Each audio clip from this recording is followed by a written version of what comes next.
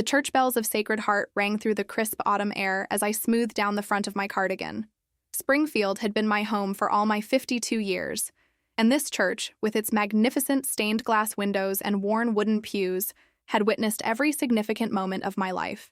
My wedding to Thomas, Michael's baptism, Thomas's funeral 3 years ago, and now it would witness another chapter I never saw coming. Mrs. Carter, do I really have to go? Noah stood awkwardly beside my car, tugging at the collar of the button-down shirt I'd bought him last week. His dark hair fell across his forehead, partially hiding the fading bruise near his temple, a souvenir from the foster home I'd removed him from 6 weeks ago. It's just Elaine, Noah. And yes, Sunday Mass is important. I straightened his collar, noticing how he flinched slightly at my touch before forcing himself to stay still. Besides, you'll like Father Martinez. He tells jokes that are actually funny, unlike my terrible ones. Noah's mouth twitched, not quite a smile, but progress nonetheless. At 16, he'd already lived in 7 different homes, been abandoned by everyone who should have, protected him, and developed the kind of guardedness that broke my heart each time I witnessed it. Will your son be there? He asked quietly, eyes fixed on the ground. My chest tightened. Michael might come, but don't worry about him, okay? Noah nodded, unconvinced. He had every reason to worry. My son Michael, at 28, had made it abundantly clear that he considered my decision to become a foster parent ridiculous and embarrassing. Last Sunday, he'd barely acknowledged Noah's existence, whispering to me as we left church, "Mom, you're too old for this. That kid needs serious help, not some widow playing savior." His words had stung more than I let on. Yes, at 52, I wasn't the typical first-time foster parent. Yes, taking in a teenager with Noah's history of neglect and trauma wasn't easy. But there was something in Noah's eyes when I first met him at the agency, a quiet determination beneath all that pain, that reminded me so much of myself at his age. Oh, look, it's the Carter rescue mission. Michael's voice cut through my thoughts as we approached the church steps. He stood with his fiancée, Vanessa, both impeccably dressed and wearing identical expressions of barely concealed judgment. "Good morning to you too, Michael," I replied, keeping my voice steady. "Vanessa, that's a lovely dress." Vanessa smiled tightly. "Thanks, Elaine. New project?" She nodded toward Noah, who had shoved his hands deep into his pockets, shoulders hunched. "This is Noah," I said firmly. "He's living with me now, as you know." Michael snorted. "Right. Until he steals your silver or burns the house down." "Michael!" My voice came out sharper than intended. Noah was already edging away, and I reached out to touch his arm. "Noah, go find us seats. I'll be right there."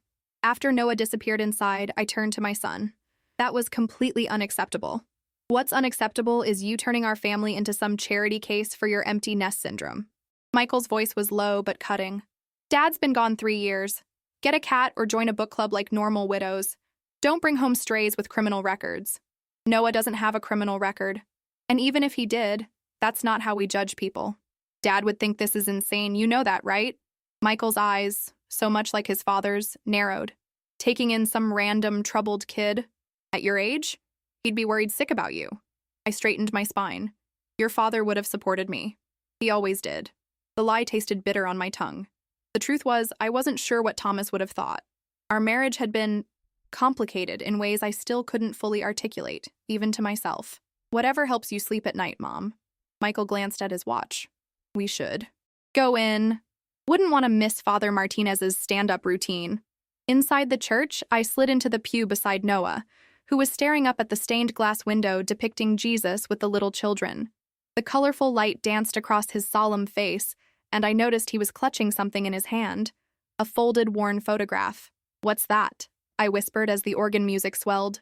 Noah hesitated before unfolding it carefully. It was a torn photograph of a young woman with dark hair like his, smiling at the camera. The other half of the photo was missing. "My mom," he said quietly. "It's the only picture I have of her." My heart constricted. "She's beautiful. I don't remember her. She left when I was 3. His voice was flat, practiced, as if he'd recited this story so many times it had lost all emotion. I just keep hoping maybe someday I'll find someone who knew her, who could tell me something about her. Anything. Before I could respond, Father Martinez began the service. Throughout the Mass, I found myself stealing glances at Noah, at the careful way he observed everyone. trying to match their movements. When to stand, when to kneel. At the photograph he kept folding and unfolding. At the loneliness that seemed to radiate from him like a physical force. My sister Mary Ellen always said I had a savior complex. Maybe she was right, but looking at Noah, I didn't feel like a savior. I felt like someone who recognized pain because I'd carried my own version of it for years. After communion, as people began filing out, I spotted Mary Ellen near the side altar, lighting a candle. My older sister by 4 years, she'd always been the pious one, the responsible one, the one who never made mistakes, or at least never admitted to them. Noah, I said impulsively, I want you to meet my sister. She knows everyone in Springfield. Maybe? I nodded toward the photograph in his hand. Hope flickered across his face. So brief I almost missed it. You think she might recognize her? It's worth asking. As we approached Mary Ellen, I called out, Marielle, I want you to meet Noah. My sister turned, rosary beads wrapped around her fingers, her gray-streaked hair pulled back in its usual neat bun. Her eyes softened at the sight of Noah, despite all her previous protests about my reckless decision to foster. So this is the young man I've heard about, she said warmly. Welcome to Sacred Heart, Noah. Noah nodded awkwardly. I gently urged him forward. Noah has something he'd like to show you, don't you? He hesitated, then extended the photograph toward Mary Ellen. This is my mom. I was wondering if maybe you might have known her. Her name was Lucia Ramirez. Mary Ellen took the photograph, adjusting her reading glasses to examine it. Her expression shifted. Confusion, then shock, then something I couldn't quite define. The rosary slipped from her trembling fingers, beads scattering across the marble floor with a sound that seemed to echo through the emptying church. Oh my God, she whispered, voice quivering. Her face had turned ghostly pale as she stared at the image, transfixed. Mary L., what is it? Do you recognize her? I asked, bending to retrieve the fallen rosary. My sister raised her eyes to mine, and the look in them made my blood run cold.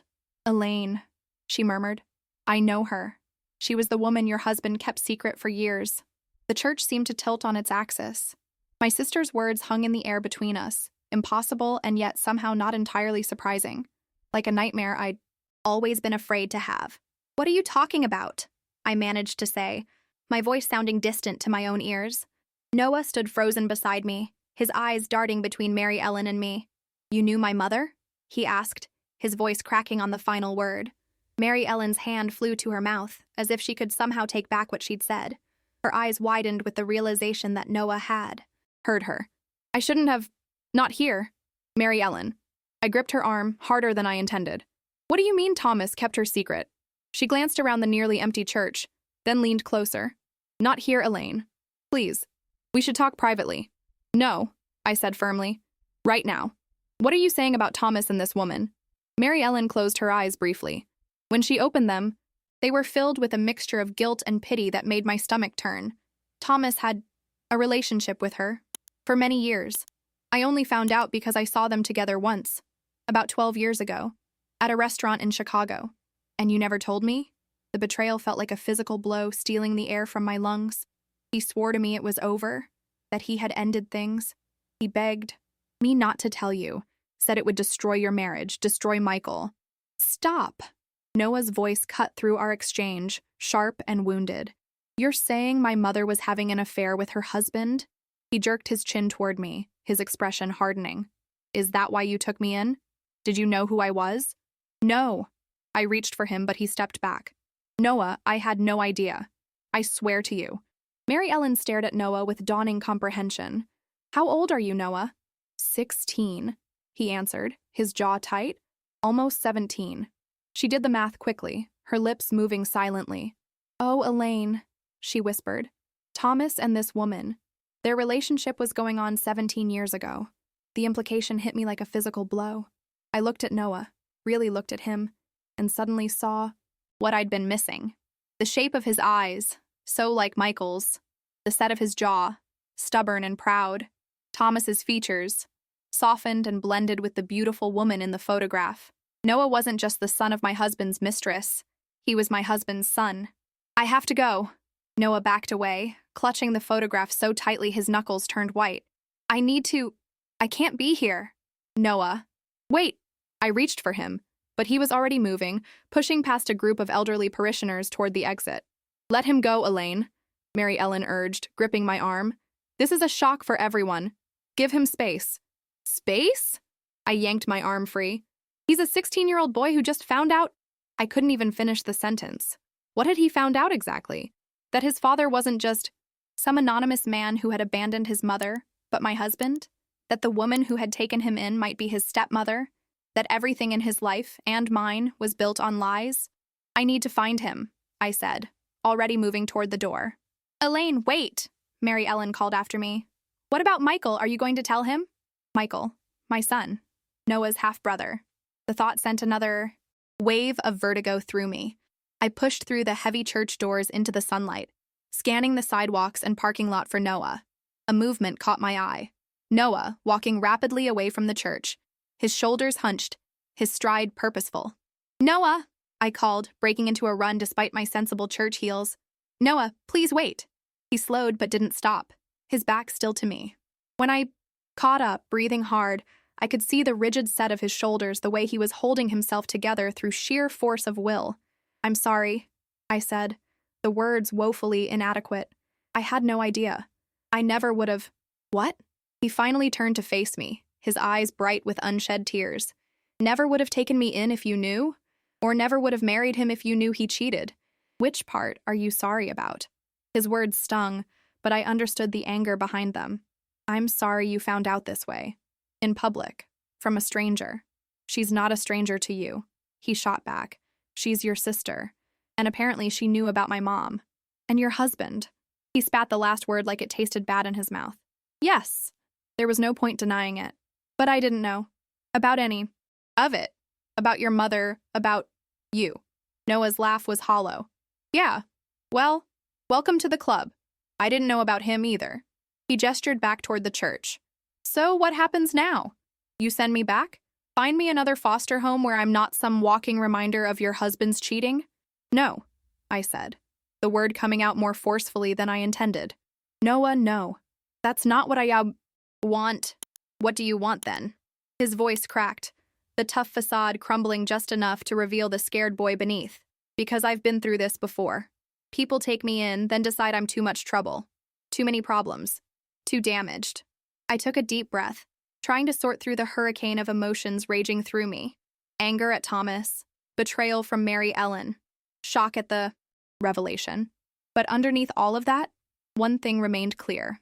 This boy, this child, needed me, maybe more now than ever. "I want you to come home," I said simply. "We'll figure this out together. I promise." Noah studied my face, searching for deception. "Why? Why would you still want me around after finding out what my mother did? What your husband did?" I considered my answer carefully. "Because none of that was your fault. And because—" I hesitated, then decided to tell the truth. "Because from the moment I met you, I felt connected to you somehow. Maybe now I understand why." He looked away, blinking rapidly. "I should have told you I was looking for my father too, not just my mom. The social worker said his name wasn't on my birth certificate, but I always thought, maybe someday." "And now?" I asked gently. Noah shrugged, a small, defeated gesture. "Now I know he was just another liar, another person who didn't want me." The simple, devastating assessment of Thomas, of the man I'd loved and mourned, hit me like a physical blow, because he wasn't wrong. Thomas had known about Noah, had to have known, and had chosen to keep him a secret, to abandon him to foster care after his mother died.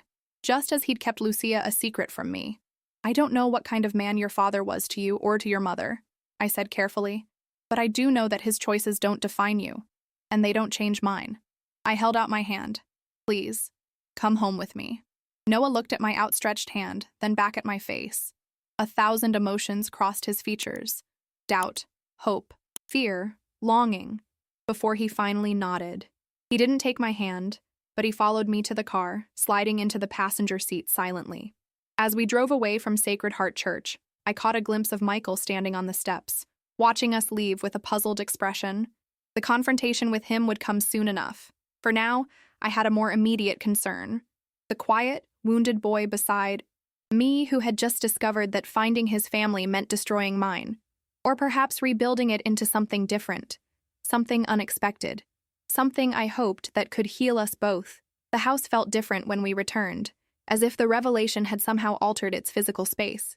I watched Noah disappear upstairs to his room, Thomas's old office that I'd converted into a bedroom, and wondered if he was seeing the house through new eyes now, looking for traces of the man who had fathered him and then abandoned him. I moved to the kitchen on autopilot, filling the kettle and setting it on the stove. Tea had always been my solution to emotional crises, a habit I'd inherited from my mother. As I waited for the water to boil, my phone buzzed with a text from Michael. What was that? About at church? Mary Ellen looks like she's seen a ghost. Call me. I set the phone down without responding. What could I possibly say to him? How do you tell your son that his father had another child? That the troubled teen he'd been mocking was actually his half-brother? The kettle whistled, startling me back to the present. I poured hot water over tea bags, watching the color seep out and spread, much like the secrets that had been hidden for so long, now staining everything they touched. I carried a mug upstairs and knocked softly on Noah's door. Noah, I brought you some tea. Silence. Then, it's open. I pushed the door open to find him sitting cross-legged on his bed, the torn photograph laid out in front of him alongside a small, worn journal. What's that? I asked, setting the mug on his nightstand. My mom's diary. The social worker gave it to me when I was 13. Said they found it with her things. He didn't look up. I've read it 100 times trying to figure out who my dad was. There were never any names, just initials. T. That was all she ever wrote. Thomas, I said quietly, the name hanging between us like a ghost. Noah nodded, running his finger over the open page. She wrote that he was married, that he promised to leave his wife but never did. He finally looked up at me, his eyes red-rimmed. She loved him. Even when he kept disappointing her, she still loved him. I sat down on the edge of his bed, careful to maintain some distance. May I? I gestured to the diary. He hesitated, then pushed it toward me. The part about him starts on page 47. I turned to the page with trembling fingers, confronted with looping feminine handwriting in faded blue ink. T came to see us today. Noah was so excited. He adores when his daddy visits. T brought him a toy car and watched him play with it for hours. For those brief moments, we feel like a real family. But then he left again, back to his other life, his real family. I hate myself for letting Noah get attached to a man who will never fully be ours. I felt sick. Thomas had known Noah, had visited them, had allowed this child to call him daddy while maintaining our life in Springfield as if nothing was amiss. He came to see you, I said, my voice barely audible. Noah nodded. When I was little, I don't remember him. Just feelings, impressions, a man with a deep laugh, the smell of cologne. He took the diary back. He stopped coming when I was about 4. Mom wrote that he said it was too risky, that someone had almost seen them together. Mary Ellen, I realized. That must have been when she discovered them. Noah, I'm so sorry. The words felt hollow, inadequate. Why are you apologizing? You didn't know. Because someone should apologize to you. For all of it. We sat in silence for a long moment, the weight of 2 decades of secrets pressing down on us. What happens now? Noah finally asked, echoing his question from outside the church. I took a deep breath. Honestly, I don't know. This is uncharted territory for both of us, but I think we need to take it one day at a time. He nodded, absently tracing the edge of the photograph with his fingertip. Are you going to tell Michael? The question I'd been dreading. Yes, I said after a moment. He deserves to know, but I'd like to find the right way, the right time. A bitter laugh escaped Noah. Is there a right way to tell someone their dad was a cheating liar who had a secret kid? I flinched at the harshness of his words, but couldn't dispute them. Probably not. But there are. Certainly wrong ways. My phone buzzed again. Michael, calling now. I silenced it. He's not going to want me here, Noah said quietly. He already hates me, and that was before he knew who I was. Michael doesn't hate you. I searched for the right words. He's still grieving his father. We both are. Or at least, the man we thought he was. Noah's face softened slightly. What was he like? With you, I mean. The question caught me off guard. How to describe a 25-year marriage that I was now questioning entirely. He was charming, funny, could talk to anyone about anything. I smiled despite myself at the memory. He loved history, baseball, and those terrible action movies where everything explodes. I like those too, Noah admitted, then immediately looked as if he regretted the connection. He could be distant, I continued, trying to be honest. Especially in the later years. There were business trips that seemed to multiply, weekends away that I never questioned because I trailed off, realization dawning, because I trusted him completely. Those business trips, those weekends. Had he been with Lucia and Noah all those times? The thought made me feel physically ill. I wish I remembered him better, Noah said, surprising me, just to know if there was anything good about him worth keeping. The raw longing in his voice broke my heart. Despite everything, he was still a boy searching for his father, for some connection to the man who had helped create him. There was good in him, I said, though I wasn't entirely sure anymore if I believed it. He loved music, used to play guitar, not well, but with enthusiasm. He'd sit on the back porch in the summer and play for hours. Noah glanced over at the guitar case leaning in the corner of his room, Thomas's old instrument that I'd impulsively placed there when setting up the room, never knowing the significance it would hold. That was his? I nodded. I don't know what I thought. That maybe someone should use it again. Noah stared at the case for a long moment. I've always wanted to learn. He would have liked that. As soon as the words left my mouth, I regretted them. What right did I have to say what Thomas would have liked? The man I thought I knew would never have abandoned his own child. A heavy knock on the front door interrupted the moment. Through the bedroom window, I could see Michael's car parked in the driveway. It's Michael, I said, my mouth suddenly dry. Noah's expression closed off. I'll stay up here. I nodded, grateful for the reprieve. I won't tell him yet. Not like this. Not when he's already upset. But soon, Noah. I promise. Whatever, he said. The vulnerable boy of moments ago replaced by the defensive teenager once more. I made my way downstairs slowly, trying to compose my thoughts. Michael pounded on the door again, impatient. I'm coming, I called, bracing myself before opening the door.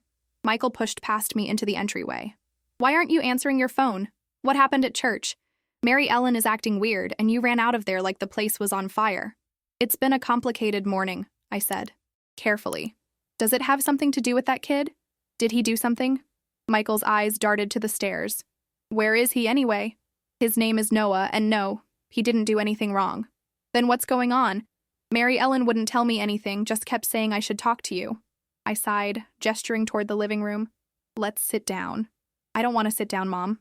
I want to know what's happening. You've been acting strange ever since you brought that kid home. Michael, please. This isn't about Noah, or at least not directly. I sank onto the couch, suddenly exhausted. It's about your father. Michael's expression shifted, the familiar shadow passing over his face at the mention of Thomas. 3 years after his death, my son still couldn't hear his father's name, without visibly tensing. What about Dad? He asked, reluctantly taking a seat in the armchair across from me. I rubbed my temples, buying time. I'd promised Noah I wouldn't tell Michael yet, but here I was, backed into a corner by my own son's intensity. I found out something today that's difficult to process, I began carefully. About your father. About choices he made that affected our family. Michael's posture stiffened. What are you talking about? How much to say? How much to withhold? I settled for a version of the truth that didn't yet reveal Noah's connection. Your father had a relationship with another woman, I said, the words scraping my throat. For years. Mary Ellen knew about it, saw them together once, but she never told me. She confronted him, and he promised it. Was over. Michael stared at me, his face cycling through disbelief, anger, and finally a strange resignation. Are you sure? I nodded, surprised by his relatively calm reaction. Yes, there's evidence. It's undeniable. He stood abruptly and walked to the window, his back to me. I knew, he said, so quietly I almost missed it. You what? I rose from the couch, my legs unsteady. Michael turned, his expression a mixture of guilt and defiance. I knew, Mom. Not details, not who she was, but I knew Dad was seeing someone else. The room seemed to tilt. How? When? I was 16. I found receipts in his wallet, jewelry I knew he hadn't given you, dinner reservations in Chicago on weekends he claimed to be on business trips. He shrugged. A gesture so like his father's it made my chest ache. I confronted him. He denied it at first, then admitted there was someone else. begged me not to tell you. And you agreed? The betrayal felt like a physical blow, stealing my breath. He said he was going to end it, that it was a mistake, that he loved you, that he didn't want to hurt you. Michael's voice rose defensively. I was a kid, Mom. He was my father. What was I supposed to do? Tell me, I shouted, surprising us both with my vehemence. You were supposed to tell me the truth. Do you have any idea what I could have been spared if I'd known? Spared what? A broken heart? A divorce? How would that have been better? Michael's face flushed with anger. He stayed, didn't he? He chose our family. Isn't that what matters? I laughed, the sound brittle. Is that what he told you? That he chose us? Yes, and he did. He was here until the day he died, wasn't he? I sank back onto the couch, suddenly exhausted. Oh, Michael, there's so much you don't understand. Then explain it to me, he demanded. What's the big revelation that has you and Mary Ellen acting so strange? So Dad had an affair. It was wrong, but it was years ago. He's been dead for 3 years. Why? Does it matter now? I hesitated, Noah's face flashing in my mind. I'd promised him I wouldn't tell Michael yet, not like this. But the lies had gone on too long already. The woman your father was involved with, I said slowly, was named Lucia Ramirez. Michael stared at me blankly. Am I supposed to know that name? No, but you know her son. Confusion crossed his features, then dawning, comprehension, followed by horror. No, he whispered. No, that's not possible. Noah is 16, Michael. Your father's relationship with Lucia lasted for years. She died when Noah was 10, and he's been in foster care ever since. That's why you took him in? Michael's voice was strangled. Because you somehow knew he was Dad's. That he was... I didn't know, I said firmly. I had no idea. Until today, at church, when Mary Ellen recognized Lucia in a photograph Noah carries. Michael sank back into the armchair, his face ashen. This is insane. That kid upstairs is he's my half-brother? I nodded, watching my son grapple with the revelation that was still sending aftershocks through my own reality. Does he know? Michael asked. Yes. He heard Mary Ellen at the church. It was not how anyone should find out something like this. Michael ran his hands through his hair, a gesture so reminiscent of Thomas that it made my heart twist. So what now? We just pretend we're one big happy family? Act like Dad didn't betray us all? Like that kid isn't living proof that our whole life was a lie? His name is Noah, I said quietly but firmly, and none of this is his fault. I know that, Michael snapped. I'm not blaming him, I'm blaming Dad, and I'm trying to understand why you seem so calm about all this. Believe me, I am anything but calm. I took a deep breath. But right now there's a 16-year-old boy upstairs who just found out that his father knew about him, occasionally visited him, and then abandoned him completely, left him to bounce around the foster system after his mother died. A boy who has been rejected and discarded by every adult who was supposed to protect him. So forgive me if I'm prioritizing his well-being over my anger at your father. Michael stared at me for a long moment, then laughed hollowly. You're incredible. You know that? Dad cheats on you for years, has a secret child, and somehow you still find a way to be the saint in all this. That's not fair, Michael. None of this is fair, he exploded, standing again. It's not fair that Dad did this to our family. It's not fair that Mary Ellen and I kept his secret. It's not fair that some random kid gets dropped into our lives to remind us of Dad's betrayal every day. He is not some random kid, I said, my own anger finally surfacing. He is your brother. He is my foster son. And if you can't find a way to accept that, then that's your burden to carry, not his. Michael stared at me, his breathing heavy. You're choosing him over me. Just like that.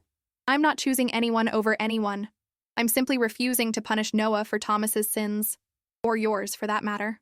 The words hung between us, sharp and dangerous. My sins? Michael's voice was quiet now. What's that supposed to mean? You knew, Michael. You knew your father was betraying me, betraying our family, and you chose to protect him instead of telling me the truth. You've been judging me for weeks for taking in Noah, mocking my decision, treating him like he's beneath you. So yes, you have some responsibility to bear here too. Michael stepped back as if I'd slapped him. Wow. Okay, I see how it is. He grabbed his keys from the table. I need some air. I need to think. Michael, wait. No, Mom. You've said enough. He moved toward the door, then paused. Does Vanessa know about any of this? No, I only found out hours ago myself. He nodded stiffly. I'd appreciate if you let me tell her. In my own time, my own way. Of course. He reached for the, doorknob, then turned back. For what it's worth, I am sorry. For not telling you about Dad. I thought I was protecting you. The admission softened something in me. I know you did. We all make mistakes, Michael. The question is what we do after we realize them. He held my gaze for a moment, then left without another word. I listened to his car start and pull away, the silence in his wake, deafening. A creak on the stairs made me turn. Noah stood on the landing, his face carefully blank. How much did you hear? I asked. Enough. He took a few more steps down. You told him about me. I nodded, too emotionally drained to deny it. I'm sorry. I know I said I would wait, but it's okay, he interrupted. Better to rip the Band-Aid off, right? The casual acceptance in his tone broke my heart all over again. How many times had this boy been disappointed by adults? How many promises had been broken? He'll come around, I said, trying to sound more confident than I felt. He just needs time. Noah shrugged. It doesn't matter. I'm used to people not wanting me around. Noah. It's fine, Mrs. Carter. Really. He turned back toward the stairs. I'm going to my room. Elaine, I called after him. Please, just call me Elaine. He paused, then nodded once without turning back. Okay, Elaine. It was a small victory, but I would take it. As I listened to his door close upstairs, I realized I was still clutching my phone. There were 3 missed calls from Mary Ellen and a text. I'm coming over. We need to talk. There's more you need to know. More? What more? Could there possibly be? How many more secrets had my husband and my family kept from me? I put the kettle on again, preparing for another wave of revelations, another dismantling of the life I thought I'd lived. As I waited for the water to boil, I glanced at the family photos lining the kitchen wall. Thomas and me on our wedding day, Michael's graduation, family vacations, holiday gatherings. All of those moments now tinged with the knowledge that there had been another family, another life, running parallel to ours. Another boy who should have been in those photos. Mary Ellen arrived 20 minutes later, her church clothes replaced by casual slacks and a sweater, her face drawn with anxiety. She clutched a large manila envelope to her chest like a shield. I brought coffee cake, she announced, setting a plastic container on the counter. Mom's recipe. I almost laughed at the absurdity. Our family's traditional peace offering, as if sweetened dough could somehow soften the blow of decades of deception. I'm not hungry, I said, gesturing toward the living room. Let's sit down. Mary Ellen glanced toward the stairs. Is he here? Noah? Yes, he's upstairs. And his name is Noah. I was getting tired of people in my family refusing to acknowledge him properly. I'm sorry, she said, sinking onto the couch. This is all just overwhelming. Overwhelming for you? I arched an eyebrow. How do you think I feel? Or Noah, for that matter. Mary Ellen had the grace to look ashamed. You're right, She fingered the edge of the envelope. There's more, Elaine. Things I should have told you years ago. Like the fact that you knew Thomas was cheating on me? That you confronted him and then kept his secret? I couldn't keep the bitterness from my voice. Yes, that. She set the envelope on the coffee table between us. But also this. What is it? After I saw Thomas with that woman, with Lucia, I hired a private investigator. She wouldn't meet my eyes. I wanted to know how serious it was, if he was planning to leave you. I thought I could protect you somehow. By keeping me in the dark? I shook my head. That's not protection, Mary Ellen. That's control. She flinched. Maybe. But at the time, I genuinely believed I was doing the right thing. Thomas swore to me he had ended it, that it was over. But I didn't trust him, so I kept the investigator on retainer for a while. And he discovered that Thomas had been supporting them financially, paying for an apartment in Chicago, sending money for expenses. She tapped the envelope. The investigator documented everything. Bank transfers, property records. Thomas even had a separate cell phone. My hands trembled as I reached for the envelope. How long? The relationship? At least 16 years as far as we could tell, since before Noah was born. I pulled out the contents. Financial statements, photographs of Thomas entering an apartment building, copies of checks. All the evidence of a life I'd known nothing about. Why are you showing me this now? I asked, my voice barely above a whisper. Mary Ellen twisted her wedding ring, a nervous habit from childhood. Because there's something else in there. something I only discovered after Thomas died. I rifled through the papers until I found it. A legal document with the heading, Last Will and Testament of Thomas James Carter. I already have a copy of Thomas's will, I said, confused. Not this one. Mary Ellen's voice was tight.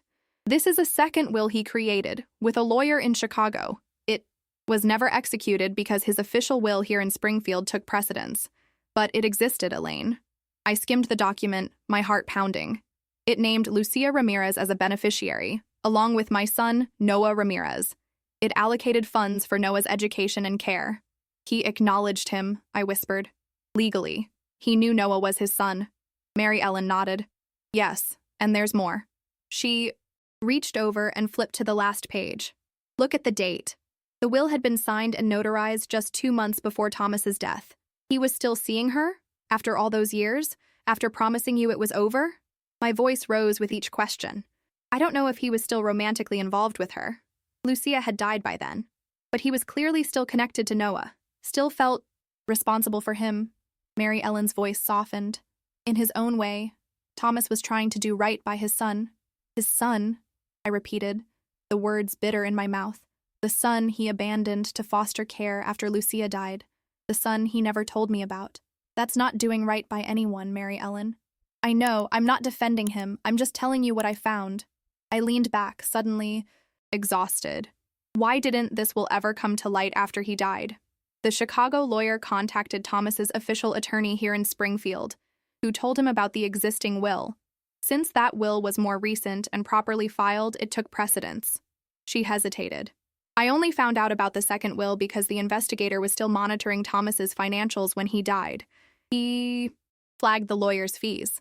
So if you hadn't hired a PI, I never would have known any of this. Probably not. We sat in silence, the weight of decades of secrets pressing down on us. Did you tell Michael? Mary Ellen asked finally. Yes, he just left. He's processing. How did he take it? I laughed, the sound hollow. About as well as you'd expect.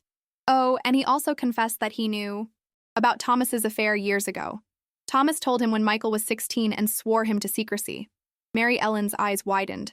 Michael knew. Apparently everyone knew, except me. I stood up, suddenly unable to sit still. My husband, my son, my sister. You all conspired to keep me in the dark about my own life. Do you have any idea what that feels like? I'm sorry, Elaine. Truly. We thought we were protecting you. Stop saying that! I whirled on her. You weren't protecting me. You were protecting Thomas. You were protecting your own comfort, your own sense of family stability. Meanwhile, there was a child, his child, who grew up without a father, who lost his mother, who spent years in foster care believing no one wanted him. Mary Ellen's eyes filled with tears. You're right. We failed Noah, and we failed you. Hearing my sister finally acknowledge the truth deflated some of my anger. I sank back onto the couch, burying my face in my hands. What am I supposed to do now, Marielle? How do I move forward from this? I don't know, she admitted. But I think you already started when you brought Noah into your home. Even before you knew who he was, you chose to open your heart to him. I thought about that first meeting at the foster agency. Noah's guarded expression, the way he'd answered questions with minimal words, his eyes constantly scanning exits as if planning escape routes. Something about him had called to me. Had I somehow sensed a connection? Or was it simply that I recognized a wound similar to my own? The wound of abandonment, of not being chosen. He deserves better than all of this, I said finally. Better than what Thomas gave him. Better than what any of us have given him. Then give him better, Mary Ellen said simply. You can't change the past, but you can shape his future. Our future. A soft creak on the stairs made us both turn. Noah stood on the landing, his expression carefully blank, but his eyes fixed on the papers scattered across the coffee table. Is that about my dad? He asked, his voice steady despite the vulnerable question. Mary Ellen and I exchanged a glance. Yes, I said. Would you like to see?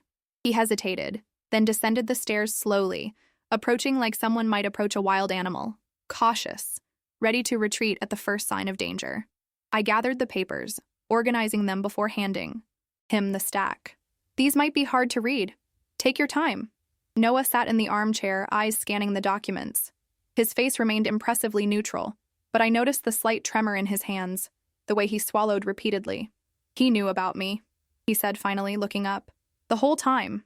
He knew exactly where I was after Mom died, and he just left me there. The raw pain in his voice made my chest ache. It seems that way, yes. But he was going to leave me money. Noah's laugh was brittle. Like that makes up for anything. It doesn't, I agreed. Nothing could. He set the papers down carefully. You know what's messed up? Part of me is still glad to know he at least acknowledged me, that I wasn't just nothing to him. He blinked rapidly, looking away. How pathetic is that? It's not pathetic at all, I said gently. He was your father. It's natural to want that connection, that recognition. Noah's eyes met mine, vulnerable and searching. Does this change things? Between us, I mean? Now that you know? Yes, I said honestly, but not in the way you might think. It doesn't make me want you gone, Noah. If anything, it makes me more certain that you belong here. He looked skeptical. Because you feel responsible for what he did? Because you pity me?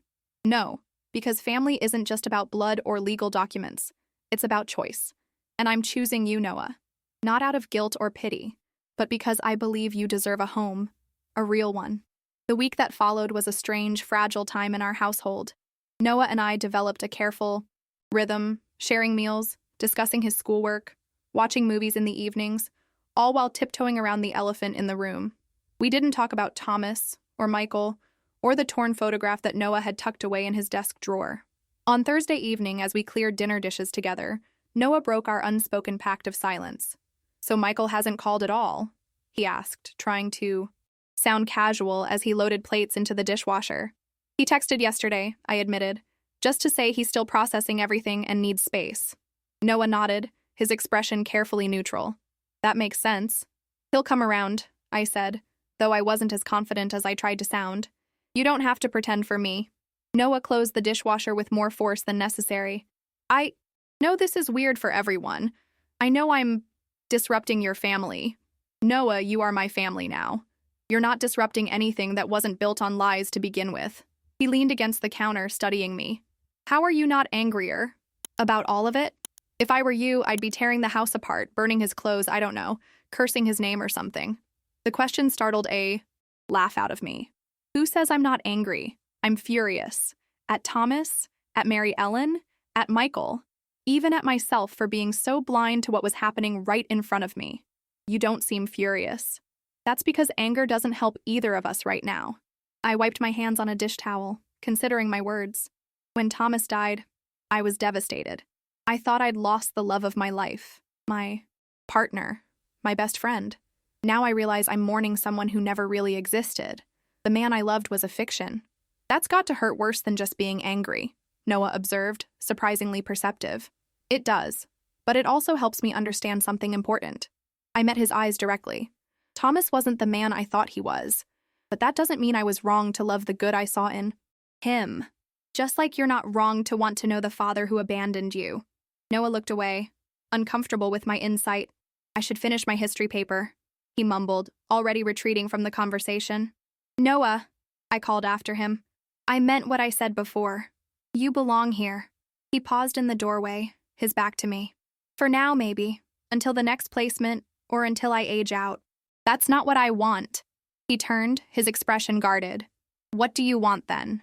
The question hung in the air between us, direct, challenging, and filled with the weight of a childhood spent being unwanted. I want you to stay, I said simply. Permanently, if that's what you want too. I've been thinking about adoption. His eyes widened, a flash of hope quickly smothered by practiced skepticism. You can't be serious. After everything that's happened, finding out that I'm my husband's son, I finished for him. Yes, that's exactly why, Noah. Because you deserve to have a real home, a real family. Because I believe that sometimes the universe has a strange way of bringing people together who need each other. I'm almost 17.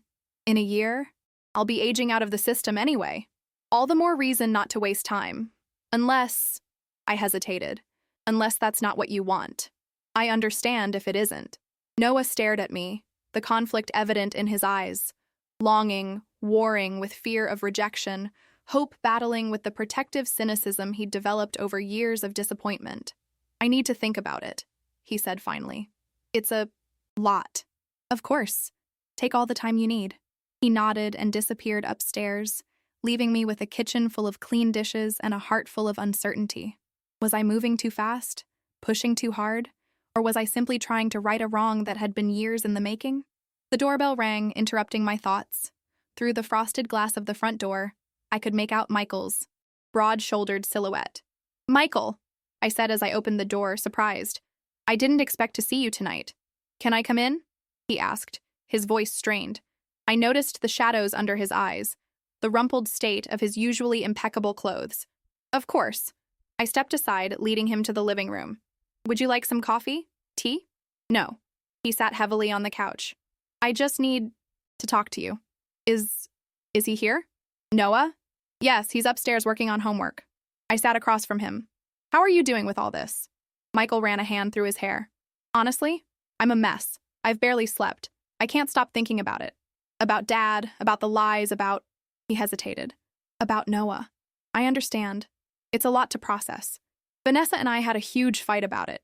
She thinks I need to step up and be there for my brother." He emphasized the word with air quotes, his expression pained. "Like it's that simple." "It's not simple," I agreed. "But Vanessa's right. Noah is your brother, and he needs family right now." Michael laughed humorlessly. "Right, because our family has been so great at being there for each other? Dad lied to everyone for decades. You were clueless about what was happening right under your nose. I kept Dad's secrets. Mary Ellen hired a private investigator instead of just talking to you. We're the most dysfunctional family in Springfield." His words stung, but I couldn't deny the truth in them. "Maybe we have been, but that doesn't mean we can't do better now." "How? How do we just move past all of this? Not by ignoring it or pretending it didn't happen. By acknowledging the truth and finding a way forward together." I leaned forward. "Michael, I'm planning to ask Noah if he wants me to adopt him." Michael's head snapped up. "You're what?" "He's 16, almost 17. He's been in foster care for 6 years. He deserves stability, a real home. And you think you can just adopt Dad's illegitimate son and everything will be fine? That we'll be one big happy family? I think Noah deserves better than what life has given him so far. And yes, I think we can be a family. Not a perfect one, but a real one." Michael stood up, pacing. "This is insane. You barely know this kid." "I know enough. I know he's been hurt, abandoned, and disappointed by the adults in his life. I know he's smart and resilient and deserving of love. I know he's your brother, whether you want to acknowledge that or not. And what about Dad? Are we just supposed to forget what he did?" I sighed. "No. We have to find a way to reconcile the father and husband we thought we knew with the man he actually was. That's going to take time, and it's going to be painful. But Noah shouldn't have to pay the price for Thomas's mistakes." Michael stopped pacing, his back to me as he stared out the window. "I saw him, you know. Dad, with Noah and his mother." My breath caught. "What? When?" "I was 14. Dad took me to Chicago for a Cubs game. Just the two of us, a father-son weekend. I got up early the second morning and went down to the hotel lobby to get a soda from the vending machine. Dad thought I was still asleep." Michael's voice was flat, detached. "I saw him in the lobby, hugging a woman. There was a little boy with them, 4, maybe 5 years old. Dad picked him up, swung him around. They looked happy, like a family. The image made my heart ache. Why didn't you say anything?" "Because when Dad saw me standing there, he looked terrified. He quickly said goodbye to them, then rushed over to me, made up some story about running into an old college friend. Later, in the car on the way home, he made me promise never to tell you about the friend I'd seen. Said it would only upset you over nothing." Michael turned to face me, his eyes bright with unshed tears. I knew he was lying. I knew something was wrong. But I wanted so badly to believe him, to believe in him. "Oh, Michael." I stood, moving toward him. "You were just a child. None of this was your responsibility." But I kept his secret. For years. Even after I found more evidence. Even after he admitted there was someone else. His voice broke. "I protected him instead of you. Instead of my brother." The admission hung in the air between us. The first time Michael had acknowledged Noah as his brother, without sarcasm or anger. "We all failed Noah," I said gently. "But we have a chance to make it right now. if you'll help me. Michael wiped his eyes roughly. I don't know if I can. I don't know if I'm good enough for that. Nobody's asking you to be perfect. Just present. Just willing to try. He nodded slowly. I think I'd like to talk to him, if he's willing. The simple statement felt like a breakthrough. I'll see if he's up for that, I said, trying not to appear too eager. Would you like me to call him down now? Michael glanced toward the stairs, anxiety evident in his posture. Yeah, okay. Now's as good a time as any, I guess. I moved to the bottom of the stairs. Noah, could you come down for a minute? There's someone here who'd like to talk to you. Noah descended the stairs slowly, his footsteps hesitant. When he spotted Michael in the living room, he froze, his posture instantly defensive. I can come back later if you guys are talking, he said, already backing up a step. No, please stay, I said gently. Michael wanted to speak with you. Noah's eyes darted between us, suspicion evident in his guarded expression. Okay, he said finally, moving into the living room but remaining standing, as if prepared for a quick escape. Michael cleared his throat, looking profoundly uncomfortable. I thought we should talk about everything. Noah shrugged. Not much to talk about. We both got screwed over by the same guy. End of story. It's not that simple, Michael said, his voice strained. Isn't it? Noah challenged. Your dad, our dad, lied to everyone. He had 2 families. He abandoned me when my mom died. What else is there to say? I moved toward the kitchen. Maybe I should give you 2 some privacy. No, they both said in unison, then exchanged surprised glances at their synchronicity. Please stay, Michael added. I think we all need to talk about this together. I nodded, sitting on the edge of the armchair while the 2 brothers faced each other. So different, and yet, now that I knew to look for it, so similar in subtle ways.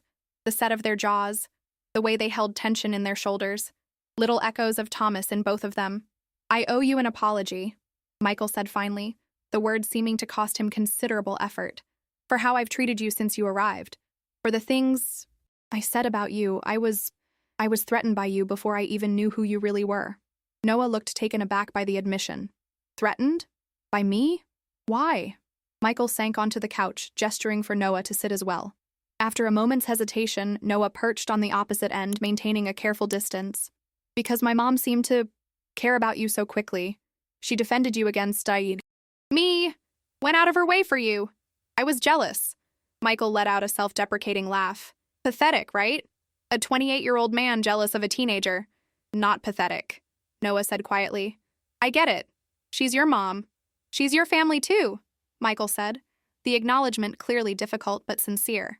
And so am I guess. I mean, we're brothers. The word hung in the air. Between them, weighty and transformative. Half-brothers, Noah corrected, still cautious. Brothers, Michael insisted. Look, I'm not saying this is going to be easy. I'm still processing everything myself, but I want you to know that I don't blame you for any of this.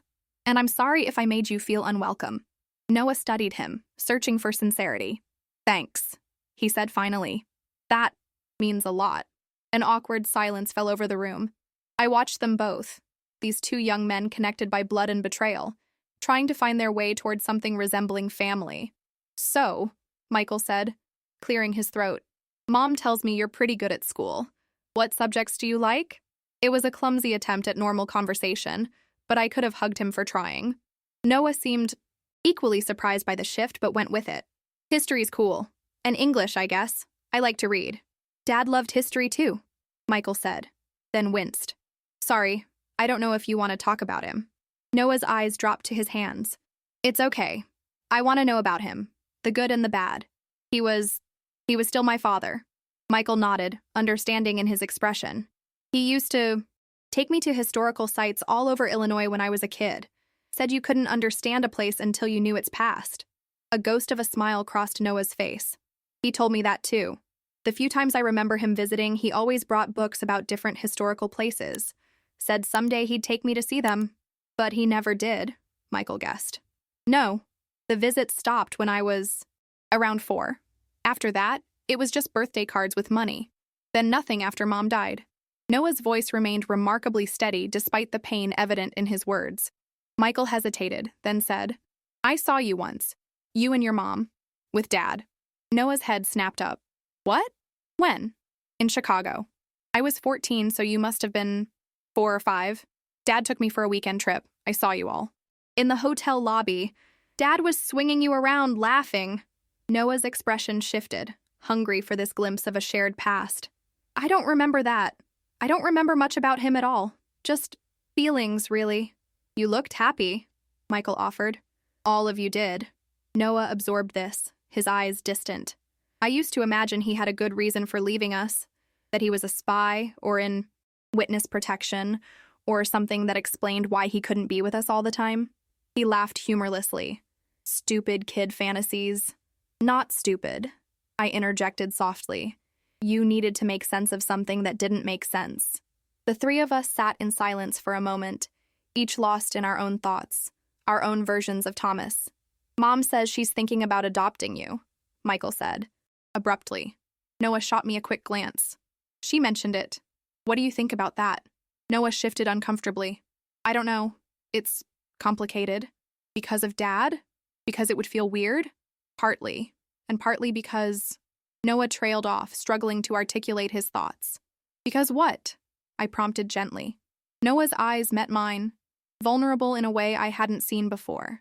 Because I'm scared, okay? I'm scared to believe it could work, that I could have a real family. Every time I've started to feel safe somewhere, it falls apart. The raw honesty of his admission hit me like a physical blow. Michael looked equally affected, his previous defensiveness completely gone. Noah, I said, moving to sit beside him on the couch. I can't promise that life will be perfect, but I can. Promise that I won't give up on you, that this home is yours for as long as you want it. And I promise to try, Michael added, surprising us both. To be a brother, a real one. I can't say I'll be good at it right away, but I want to try. Noah looked between us, suspicion warring with desperate hope in his expression. Why? Why would you want me after everything that's happened? Because, I said simply, family isn't just about blood or legal documents or shared history, it's about choice. And we're choosing you, Noah, both of us. What if it doesn't work? He asked, his voice small. What if it's too weird? Or too hard? Then we'll figure it out, Michael answered before I could. Together. Noah nodded slowly, not quite convinced but perhaps willing to try. It wasn't a perfect resolution. There were too many wounds, too much history for that. But it was a beginning. A fragile, hopeful beginning. So, Michael said after a moment, I heard you've got Dad's old guitar in your room. Do you play? Not really. I've been trying to teach myself from YouTube videos. I could show you some chords, Michael offered. Dad taught me a little when I was younger. Noah's surprise gave way to cautious interest. Yeah? That would be cool. Maybe this weekend? I could come over Saturday? Sure. As I watched my 2 sons, because that's what they were now, both of them, take this tentative step toward each other, I felt something shifting inside me. The anger and betrayal were still there, the grief for the marriage I thought I'd had. But alongside it was something new, a sense of possibility, of family being remade into something different, but perhaps, eventually, something stronger. Thomas had betrayed us all in different ways, but in doing so, he had inadvertently brought us together. The irony wasn't lost on me. 6 months later, on a warm spring afternoon, I stood in the back garden, surveying the preparations for Noah's 17th birthday party. Michael and his fiancée Vanessa were setting up the grill, their initial awkwardness around Noah having evolved into genuine affection over the past months. Mary Ellen was arranging a spectacular cake on the patio table, her way of continuing to atone for her role in keeping Thomas's secrets. And Noah, my son in every way that mattered now, was sitting on the porch steps, Thomas's old guitar in his lap, picking out a melody with growing confidence. The adoption had become official 3 months ago, with Noah taking the Carter name in a quiet courthouse ceremony attended by our small but healing family. The photograph of his mother now sat framed on his bedside table, no longer hidden away like a shameful secret. Lucia Ramirez deserved to be remembered, to be honored as Noah's first mother, regardless of the complicated circumstances. Need any help? Noah called, setting the guitar aside and coming to join me. I think we're almost ready, I said, smiling at him. How does it feel to be almost 17? He shrugged, but the gesture lacked its former defensiveness. Pretty good, actually. Better than 16 for sure. I laughed. That's a low bar, considering everything that happened last year. True. He gazed around at the party preparations. I've never had a real birthday party before. Mom tried when I was little, but there wasn't much money for that kind of thing. The casual mention of Lucia no longer caused the stab of jealousy it once had. Instead, I felt a strange kinship with the woman who had loved my husband, who had raised this remarkable young man for the first 10 years of his life. She'd be proud of you, I said softly. Your mother. Noah nodded, emotion flickering across his face. I think she would. And I think she'd be glad I found you, that I'm not alone. I'm the one who found you, I reminded him with a smile. Best decision I ever made. Michael approached, carrying a platter of burgers. Food's almost ready. You two having a moment over here? Just telling Noah how lucky I am that he lets me embarrass him with birthday parties, I said lightly. Get used to it, kid, Michael advised with a grin. Mom's big on celebrations. Wait till you see what she does for Christmas. The easy banter between them warmed my heart. Their relationship had developed slowly, with setbacks and awkward moments, but the foundation was solid now. Brothers, finding their way toward each other. Almost forgot, Michael said, pulling an envelope from his back pocket. This came for you today, Noah. Looks important. Noah took the envelope, his expression changing as he read the return address. It's from the Chicago law firm, the one that handled his second will. I moved closer, concerned. Do you want to open it now, or later? He hesitated, then carefully tore the envelope open. Inside was a letter and what appeared to be legal documents. Dear Mr. Ramirez Carter, he read aloud. Following the recent court proceedings regarding the estate of Thomas James Carter, we are pleased to inform you that the trust established in your name has now been officially recognized and transferred to your legal guardianship. He looked up, confusion in his eyes. What does this mean? Let me see, Michael said, taking the document. He scanned it quickly, his eyebrows rising. It means that Dad's second will, the one that included you, has been partially recognized by the court. The main estate went through probate according to his official will, but this trust he set up for you separately has been validated. He looked at me, then back at Noah. He left you money for college, Noah, and a small property in Chicago, an apartment, the one where you and your mom lived. Noah sat down heavily on a nearby chair. I don't understand. How is this happening now? Mary Ellen approached, having overheard. I filed a petition with the court, she admitted. After everything came to light, I thought it was the right thing to do, to make sure you received what your father intended for you. You did that? For me? Noah asked, clearly stunned. Mary Ellen nodded. It was the least I could do after keeping his secret for so long. You deserve to have something from him. Some acknowledgement. Noah stared at the papers in his hands. The apartment? That was our home. My mom loved that place. His voice cracked slightly. I never thought I'd see it again. I placed a hand on his shoulder. We can go there if you want, whenever you're ready. He nodded, still processing. Yeah, maybe this summer, before college. He looked up at me. Would you come with me? Of course, I said immediately. We all will, if you want. A family road trip, Michael suggested, his tone light but his eyes serious. We could stop at some of those historical sites Dad was always talking about. A smile broke across Noah's face, transforming it. I'd like that. As the party continued around us, Vanessa setting out plates, Mary Ellen lighting candles, neighbors arriving with gifts, I found myself watching Noah. The guarded, wounded boy I'd met at the foster agency nearly a year ago had slowly transformed into a young man who could smile easily, who was learning to trust, who was beginning to believe in his own worth. Thomas's betrayal had shattered the family I thought I had, but from those broken pieces, we had built something new, something stronger, more honest, more inclusive. A family bound not by obligation or appearances, but by choice and love. Later, as the sun began to set and the party wound down, I found Noah sitting alone on the porch swing, gazing up at the emerging stars. Everything okay? I asked, joining him. Yeah, he said. Just thinking. About? He was quiet for a moment. About how life can change so fast. A year ago, I was in a group home, convinced I'd never have a real family. Now I'm here, with you and Michael and everyone else. He turned to look at me. I keep waiting for it to feel, I don't know, fake or temporary, but it doesn't. That's because it's real, I said simply. All of it. The good and the hard parts. Noah nodded. I found something yesterday, when I was going through some of my old stuff. He reached into his pocket and pulled out a folded piece of paper. It's the other half of my mom's photograph, the part I thought was lost forever. He handed it to me, and I carefully unfolded it.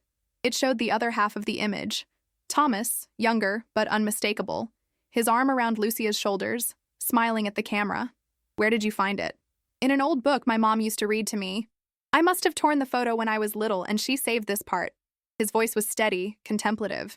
It's weird to see them together, happy. I studied the image, the evidence of a life my husband had kept hidden from me. But instead of the searing pain I'd felt months ago, I now felt a complicated sort of peace. Thomas had made terrible choices, had hurt so many people with his deception, but he had also, in his flawed and selfish way, loved both his families, and he had given me the greatest gift of my life, Noah. Do you want to put the photo back together? I asked. Frame the whole image?